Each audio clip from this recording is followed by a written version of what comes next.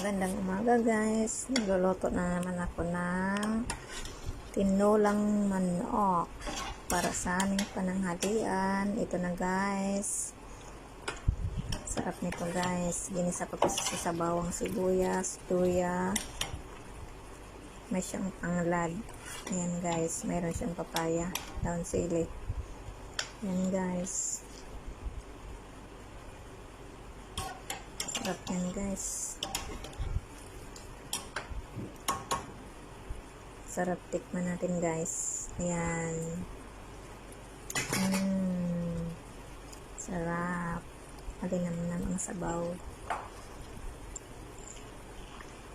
Thank you for watching mga kamamsi. Lunch time na.